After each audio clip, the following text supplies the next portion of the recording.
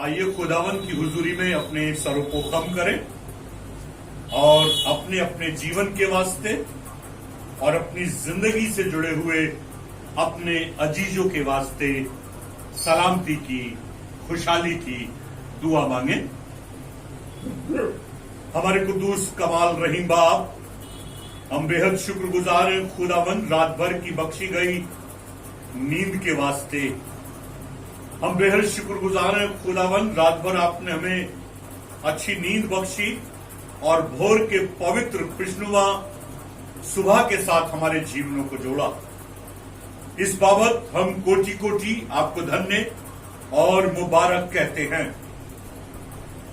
बहुत से लोग हैं मेरे पिता जो इस जहान से रहलत फरमा गए और आज के लम्हों को न जी पाए, इस समय को न देख सके, लेकिन आज की सुबह की बेला में हम लोगों पर ना आपका अनुग्रह नाजिल है, वरन आपने हमें यह अधिकार बख्शा कि आज की सुबह की बेला में हम इस छत के तले खड़े होकर आपको हे अब्बा और हे पिता कहकर पुकार सके और अपने मन की बात आप पर प्रकट कर सके। मैं धन्यवाद देना चाहता हूं प्रभु आपकी कलीसिया के लिए। मैं धन्यवाद देना चाहता हूं आपकी कलीसिया के हर एक भाई और बहन के लिए जिनका विश्वास प्रभु आप में है। मेरे पिता परमेश्वर, जो लोग अभी मार्ग में हैं, आना चाहते हैं, तो उनके मार्ग को दोबाला कर और उन्हें सलामती के साथ उनकी मंजिल मकसूद तक पहुंचा, ताकि वो इस पवित्र बारगाह में आकर तेरे नाम की हमदो तारीफ कर सके और तेरी उस आज्ञा को पूरा कर सके जो कलाम में तूने दी है कि आज का दिन मुकद्दस है और कलीसिया का संगति में आना नितांत आवश्यक है। मेरे प्रभु, कलीसिया के हर नुमाइंदे को आपके हाथों में देते हैं। आज की आराधना के हर एक हिस्से को आपके हाथों में देते हैं। गीतों के गाए जाने को, वचन के पढ़े, उसके मनन किए जाने को, गवाहियों के दिए जाने को, इन तमाम बातों को प्रभु हम आपके हाथों में सौंपते हुए आपके अधीन करते हैं। हम सबका जीवन आपके लिए प्रभु महिमा का पात्र बनने पाए, ऐसी अर्जो मिन्नत है। यदि कलीसिया में प्रभु कोई बीमार है, यीशु मसीह के नाम से उसे चंगाई मिलने पाए। यदि आपकी कलीसिया में कोई परेशान है, तंगहाल है, नाना प्रकार की मुसीबतों में है, बंधुआई में है, यीशु नासरी के नाम से उसे छुटकारा हासिल होने पाए। गांव पिलखनवाली में आपका चर्च, आपकी कलीसिया की खिदमत की जाती है मेरे पिता।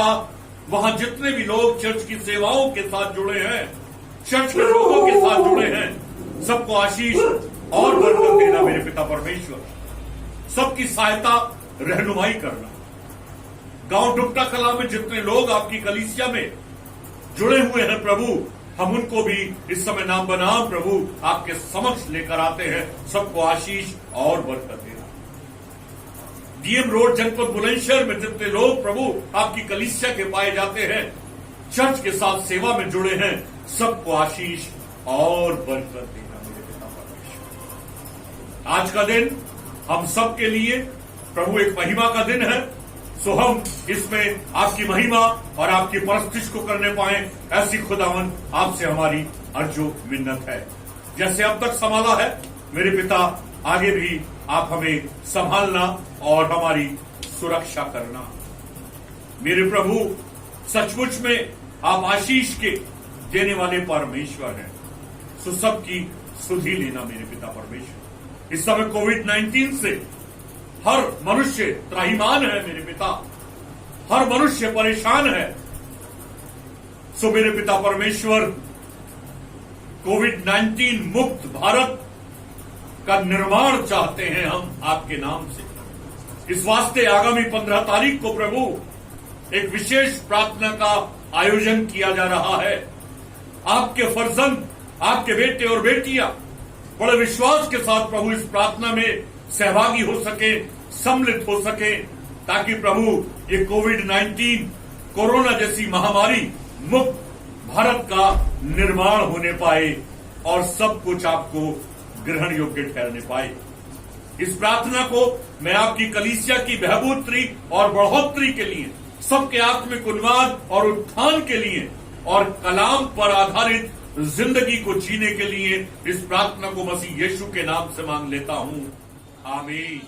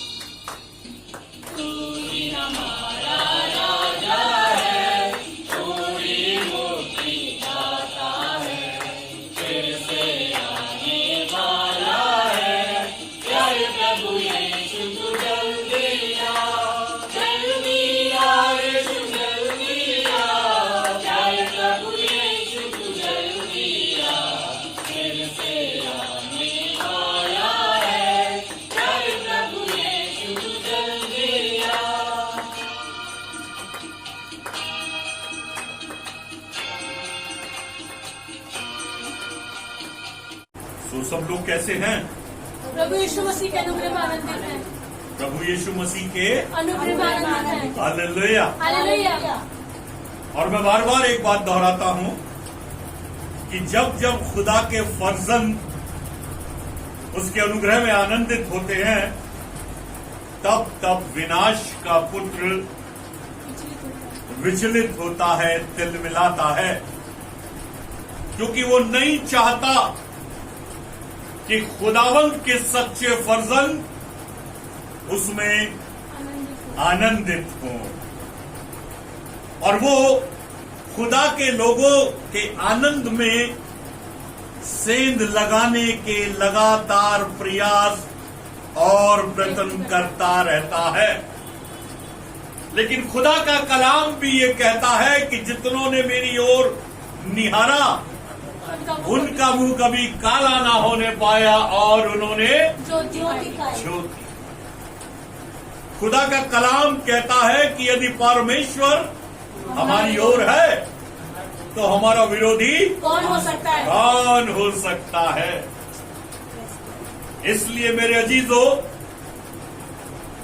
कलीसिया के खुशहाली के दिन हैं, कलीसिया के खुश होने के दिन हैं, क्योंकि सारी बातें कलामे पाक की पूरी हो रही हैं। सारी नबूवत कलामे पाक की पूरी हो रही हैं। कलाम में लिखा है कि अंत के दिनों में प्रेम ठंडा पड़ जाएगा और वर्तमान के हालात उस ठंडे प्रेम का परिचय दे रहे हैं। अंत के दिनों में देश देश पर चढ़ाई करेगा, मुल्क मुल्क से लड़ाई करेगा, भाई भाई से द्वेष भाव रखेगा और परस्पर प्रेम की भावना जिंदगियों से खत्म हो जाएगी। वर्तमान में इन बातों का भी हम परिचय देख रहे हैं। लेकिन खुदा का कलाम कहता है संत पौलुस की मार्फत कि हम तुमसे परमेश्वर की दया स्मरण दिलाकर विनती करते हैं कि तुम अपने शरीरों को जीवित, पवित्र और परमेश्वर को भावता हुआ बलिदान करके चढ़ाओ, क्योंकि यही तुम्हारी आत्मिक सेवा है। हालेलुया। हालेलुया। और कलाम में वो आगे कहते हैं कि संसार के सदृश ना बनो वरन तुम्हारे मन के नए हो जाने से तुम्हारा चाल चलन भी बदलता चला जाए। कलाम में लिखा है कि अंत के दिनों में खुदा की आमद के समय में धर्म का त्याग होगा। लोग कुरेज करेंगे इस बात से कि मैं मसीह का हूं। लोग घबराएंगे इस बात को कहने में कि मैं मसीह के विश्वास में जीने वाला हूं। लेकिन संत पौलुस कहते हैं कि अब कौन है जो मुझे खुदा की मोहब्बत से महरूम कर सकता है? क्या ये हालात, क्या ये परिस्थितियां, क्या ये महामारी कलीसिया को खुदा की मोहब्बत से महरूम कर सकती है? कदापि नहीं, क्योंकि उसने वायदा किया है कि जितनों ने मेरी ओर निहारा उनका मुंह कभी काला नहीं होगा और उन्होंने ज्योति पाई। और एक वायदा और करता है कि देखो मैंने तुम्हारा चित्र अपनी हथेली पर गुजर रखा है और तुम्हारी शहरपना निरंतर मेरी दृष्टि में बनी रहती है। हालेलुया। हालेलुया। क्या भला परमेश्वर है जो मुझे और आपको मिला है। मैं और आप लिविंग गॉड को मानते हैं, मैं और आप एक जीवित परमेश्वर को मानते हैं। मेरा और आपका विश्वास उस जीवित परमेश्वर में है जिसके सम्मुख हम घुटनों पर आकर अपने आंसुओं के साथ मांगते हैं। वो हमें उदारता के साथ देता है। उसके कलाम में लिखा है कि मांगो तो तुम्हें, दिया जाएगा, ढूंढो तो तुम, पाओगे, और खटखटाओ तो तुम्हारे वास्ते खोला जाएगा। आज देश और दुनिया के हालात हम सब के सामने हैं। एक कोरोना कोविड-19 जैसी बीमारी से जनमानस त्राहिमाम है। लोग परेशान हैं, लोग विचलित हैं, लोगों ने लोगों से मिलना छोड़ दिया है। अब लोगों ने लोगों की सुधि लेनी छोड़ दी है। अब लोगों ने प्रेम का प्रगटीकरण करना भी समाप्त कर दिया है। उसके बावजूद इन हालातों में, इन परिस्थितियों में हमारा मसीह हमसे प्रेम करता है। हालेलुया। हमारा मसीह हमें गले लगाता है। हालेलुया। और हमारा मसीह हमें छुटकारे का जीवन देता है। हालेलुया। उसका वचन, उसका कलाम कहता है कि यदि तुम मुझ में बने रहो तो मैं तुम में बना रहूंगा और तुम में होकर चला और फिर आगे करूंगा। क्या सर्वोत्तम बात है। कितना उम्दा इंतजाम है उसका कलीसिया की जिंदगी के लिए। आज के हालात पर आपका ध्यान केंद्रित करना चाहता हूं। इसी फाइनल अथॉरिटी कलामे पाक के द्वारा मेरे साथ पढ़ने के लिए निकालिएगा। दूसरा इतिहास, उसका 7 अध्याय और 14 पद। कोई भी एक जन इसे मेहरबानी से सामने की तरफ आकर पढ़ दे। मैं आपके सामने पढ़ूंगी।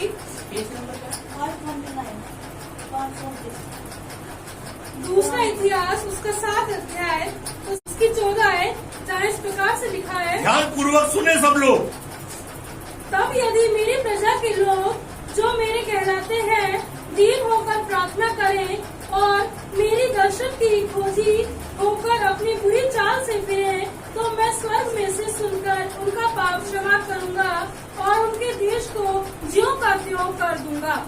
खुदावन अपने कलामे पाक के पढ़े और उसके सुने जाने पर हम में से हर एक को अपनी उत्तम और उन्नत बरकत और नियामतों से शेर और आसूदा करे। आमीन। आमीन। बेटी अगस्तीना, खुदावन आपको भी अपनी आसमानी और जिस्मानी बरकतों से मामूर करे। आमीन। आज कलाम कहता है कि जिसके कान हो वो सुन ले और जिसकी आंख हो वो की आत्मा कलीसियाओं से क्या कहना चाहता। आज देश और दुनिया के जैसे भी हालात हैं, उनके पीछे मेरे अजीजों इंसान की निजी जिंदगी है। इंसान के निजी जिंदगी को जीने के तौर और तरीके हैं। बहुत सी चीजें हैं जिन्हें हमने जीने का आधार बना लिया, लेकिन प्रभु नहीं चाहता कि हम उन्हें जीने का आधार बनाए।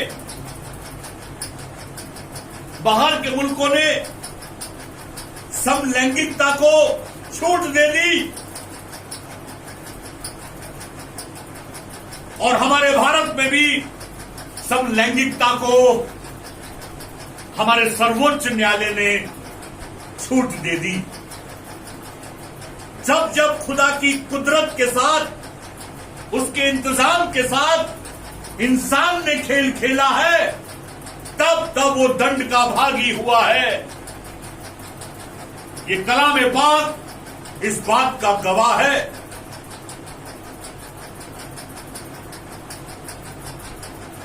परमेश्वर ने इस धरा के ऊपर 2 जातियों का निर्माण किया, लेकिन इंसान ने अनेकों जातियों का निर्माण कर डाला। और वो 2 जातियां कौन सी थी? नर और नारी।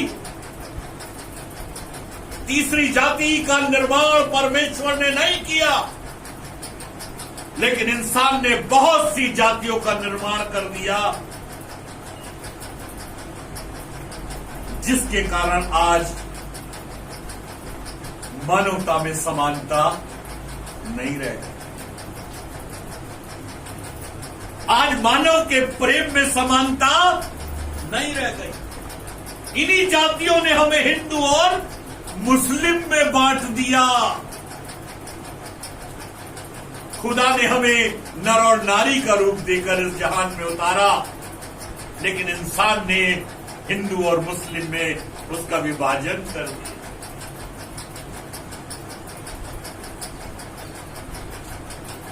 आप समझ पाएंगे कि आज इंसानी फितरत सीधे सीधे ईश्वर के विरोध में कार्य करती है। अगर हम विज्ञान की तरफ जाएं, साइंस की तरफ जाएं, तो साइंस तो स्पष्ट कहता है कि ईश्वर नाम की कोई चिड़िया है ही नहीं। लेकिन मेरे अजीजों में आपका ध्यान आकर्षित करना चाहता हूं कि अगर ईश्वर नाम की कोई चीज है ही नहीं, तो वैज्ञानिकों ने आज तक एक पेड़ क्यों नहीं बनाया? वैज्ञानिकों ने आज तक एक फल क्यों नहीं बनाया? क्यों नहीं वो उसके निर्माता हुए? हमारे यहां पर साइक्लोन आते हैं, सुपर साइक्लोन आते हैं, अर्थक्वेक्स आते हैं। क्यों नहीं हमारे साइंटिस्टों ने बड़ी बड़ी मशीनें बना ली? जब उन्हें पता चले कि अब बाढ़ आएगी, तूफान आएगा, साइक्लोन आएगा, उस मशीन को वो ऑन कर दें ताकि जनमानस तबाही से बच जाए। लेकिन मेरे अजीजों, ऐसा संभव होता नजर नहीं आ रहा। इस साइंटिफिक युग में भी ऐसा संभव होता नजर नहीं आ रहा। इसका मतलब फाइनल अथॉरिटी है। इसका मतलब इस दुनिया का रचने वाला है, और जब जब इस दुनिया ने उससे वायदा खिलाफी करी है, तब तब उसने इस दुनिया को दंड देकर उसको सुधारा है, उसको सुधरने का मौका इनायत फरमाया है। आज दूसरे इतिहास के 7 अध्याय के 14 पद में इसी प्रकार से लिखा है, यदि हम दीन होकर उससे प्रार्थना करें और अपने अपने पापों को मान लें कि हमने उसके सम्मुख कौन कौन से पाप किए हैं, तो न सिर्फ हमारे पापों को क्षमा करेगा, वरन हमारे पापों के कारण हमारे देश के जो हालात हुए हैं, उन हालातों को भी ज्यों का त्यों कर देगा। हालेलुया। जिसके कान हो वो सुने और जिसकी आंखें हो वो देखे कि आत्मा कलीसियाओं से क्या कहना चाहता है। बड़ा एक अच्छा सार है कि हम देख के सिर्फ तस्वीर में कहते हैं कि हमने देख लिया। जब हश्र में उसको देखेंगे, उस वक्त का आलम क्या होगा। और ये दिल ने कभी सोचा ही नहीं कि निकलेगा मेरा दम क्या होगा। आगे लिखने वाला कहता है कि तू दूर मसीहा से रहकर क्यों करता है अपनी उम्र बसर। तू दूर मसीहा से रहकर क्यों करता है अपनी उम्र बसर। क्या तूने अभी जाना ही नहीं, मर जाने पे हमदम क्या होगा। अंतिम क्षण में कहता है कि इंजील मुकद्दस पढ़ने से एक बात समझ में आई है। कलाम पाक, इंजील मुकद्दस पढ़ने से एक बात समझ में आई है। इंसान है गुनाहों का पुतला, मर जाने पे हमदम क्या होगा। मर जाने पे जो होगा सो होगा, लेकिन आज तो जीते जी उसके न्याय का दस्तक मेरी और आपकी आंखें देख रही हैं। आज एक ऐसी बीमारी जिसका कोई तोड़ नहीं है, आज एक ऐसी बीमारी जिसका अभी तक कोई उपचार नहीं है। कहता यदि तुम दीन होकर मेरे सम्मुख आकर मुझसे प्रार्थना करो, तो मैं तुम्हारे अपराधों को क्षमा कर दूंगा और तुम्हारे देश को ज्यों का त्यों कर दूंगा। ये कलाम पाक में लिखा है, और ये कल परसों की लिखी हुई पुस्तक नहीं है। ये हजारों वर्ष पहले की लिखी गई पवित्र शास्त्र बाइबल है।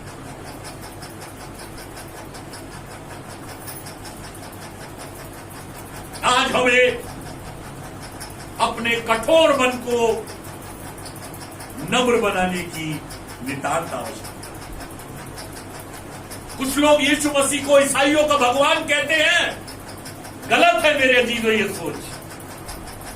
आज कुछ लोग यीशु मसीह को अंग्रेजों का क्राइस्ट कहते हैं, अंग्रेजों का गॉड कहते हैं, कदापि नहीं। ये वो कहते हैं जिनके पास पूरा ज्ञान नहीं है, जिनके पास पूरी जानकारी नहीं है।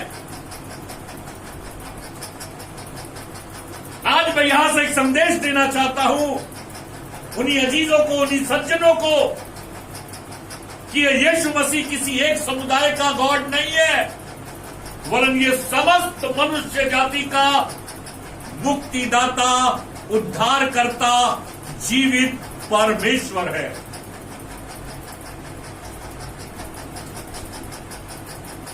इसी कलामे पाक में मुकद्दस यूहन्ना रसूल की इंजील और उसका 3 अध्याय के 16 पद में लिखा है कि खुदा ने इस दुनिया से ऐसी मोहब्बत रखी कि उसने अपना एक लौता बेटा बख्श दिया, ताकि जो कोई उस पर ईमान लाए वो हलाक न हो, वरन हमेशा की जिंदगी पाए। मसीह यीशु ने पूरी दुनिया से मोहब्बत की, इसलिए वो दुनिया में आया और दुनिया के लिए मारा गया, पूरी दुनिया के लिए गाड़ा गया और पूरी दुनिया के लिए 3 दिन मुर्दों में से जी उठा।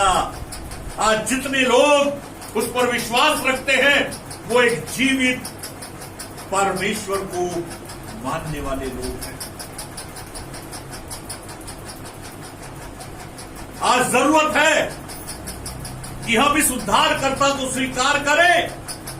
आज जरूरत है हमारे देश के हुक्मरान इस उद्धारकर्ता को नमन करें, इसे स्वीकार करें, इसे अपमानित न करें, इसका तिरस्कार न करें। बहुत सी जगहों पर आप देखते हैं कि इसी नासरत के नासरी मसीह यीशु को लोग अपमानित करते हैं, उसके विश्वासी जनों को लोग प्रताड़ित करते हैं, बेरहमी से मारते और पीटते हैं। मेरे अजीजों, आज मैं एक बात आपसे कहना चाहता हूं आपकी जानकारी के लिए कि जो उसके सच्चे लोग होते हैं, जब लोग उनको प्रताड़ित करते हैं तो उनके लिए इस कलामे पाक में लिखा गया है कि जो मेरे दास या दासी को छेड़ता है वो मेरे दास या दासी को नहीं वरन मेरी आंख की पुतली को छेड़ता है। विचार करें मेरे अजीजों, उस परमेश्वर की आंख की पुतली को छेड़ना ये मूर्खतापूर्ण बात है, लेकिन लोग बेरहमी से उन्हें छेड़ते हैं, लोग बेरहमी से उन्हें कुचलते हैं। ग्राहम स्टेन और उनके दोनों बेटों के साथ यही किया गया। वो एक संदेश लेकर आए थे कि मत फिराओ क्योंकि स्वर्ग का राज्य निकट है, और लोगों ने उनके दोनों बेटों को गाड़ी में बंद करके जिंदा आग के हवाले कर दिया। ये कैसी मानवता का परिचय है, ये कैसी इंसानियत का परिचय है। क्या अपने धर्म का प्रचार करना गुनाह है? जो सच्चाई मुझे मिली है उस सच्चाई का यदि मैं लोगों को जाकर प्रचार करता हूं तो क्या मैं गुनहगार हूं? क्या मेरा भारतीय संविधान मुझे इस बात के लिए स्वतंत्रता नहीं देता? क्या आर्टिकल 192 मुझे अपने धार्मिक कर्म कांडों को करने की इसी आजाद मुल्क भारत में स्वतंत्रता नहीं देता? उसके बावजूद मसीह के लोगों को प्रताड़ित किया जाता है, उनको दंडित किया जाता है, उनको अपमानित किया जाता है। मैं हाथ जोड़कर निवेदन करता हूं ऐसे लोगों से कि वो इस तरीके के अपने क्रियाकलापों को बंद करें। ये वो प्रतापी परमेश्वर है जो माफ करना जानता है और दंड देना भी जानता है। मैं सभी से ये अपील करना चाहता हूं कि इन दिनों में आपके पास बहुत वक्त है अपने घरों में रहकर इस कलामे पाक को पढ़ने का। एक बार इसे पढ़कर तो देखिए, एक बार इसे सच्चे मन से समझ कर तो देखिए, आपकी जिंदगी बदल जाएगी। आपका चलना फिरना, आपका उठना बैठना बदल जाएगा। यह पुस्तक धर्म परिवर्तन नहीं कराती है, यह पुस्तक मन को परिवर्तित करती है। चर्च का इतिहास है कि चर्च ने कभी किसी का धर्मांतरण नहीं किया, आज तक कभी किसी के धर्म को परिवर्तित नहीं किया। लोगों का मन परिवर्तित होता है और लोग मसीह को स्वीकार करते हैं। मेरे अजीजों, आज का वचन मुझे और आपको यही सिखाता है कि जो गुनाह हमने किए हैं उन गुनाहों से हम तौबा करें। हमारे देश के हुक्मरानों ने यदि गुनाह किए हैं, हम उन गुनाहों से तौबा कर लें। और यदि हम अपने गुनाहों को मानते हैं, अपने पापों का अंगीकार करते हैं, तो वायदा करता है दूसरे इतिहास 7वें अध्याय के 14वें पद में कि मैं तुम्हारे देश को ज्यों का त्यों कर दूंगा। इसी संदेश के साथ मैं अपनी वाणी पर अल्पविराम लगाता हूं। हमेशा खुश रहिए और खुशियों को बांटते रहिए। खुदा आपकी रहनुमाई करे। आमीन।